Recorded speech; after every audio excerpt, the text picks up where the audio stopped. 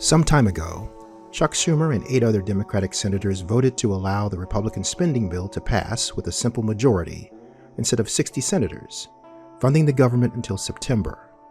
Their excuse was to avert chaos of a shutdown.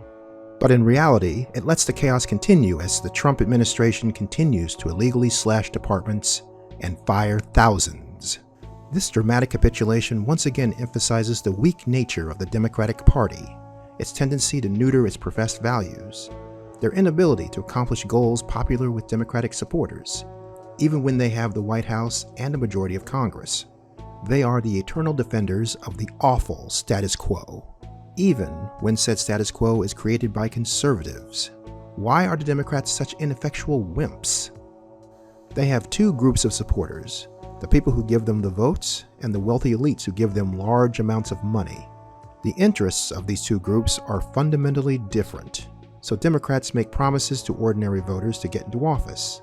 Then they either forget about these promises once in office or make limited token efforts. Most of their time is spent preserving the noxious status quo for the donor class. I think their most compelling ideas for the 2020 race were the following. Updating the Voting Rights Act.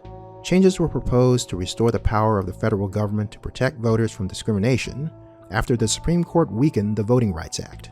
Fears of imaginary voter fraud created unnecessary hurdles to participation. Eliminating qualified immunity for the police. In the wake of the George Floyd protests, people wanted the police to be more accountable for how they treat the public.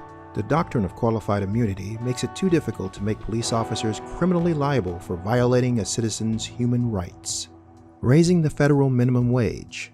This measure is favored by a majority of Americans. It hasn't been raised since 2009. But once Democrats achieved power, none of those goals were achieved. They even discussed creating federal protections for abortion after Roe v. Wade was overturned. That effort, like the others, went nowhere. I think that in the recent election, people got tired of the bait and switch. They either abandoned them for the Republicans or, more likely, stayed home. Now Democrats seem more determined to move farther right than finally listen to their base.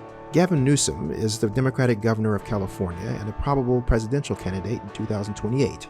On his new podcast, he decided to hold an enthusiastic interview with Charlie Kirk, a man who publicly expressed feeling fear when he found out his airplane pilot was black. Governor Newsom even admitted that his own son wanted to cut school to meet with Kirk. Yikes!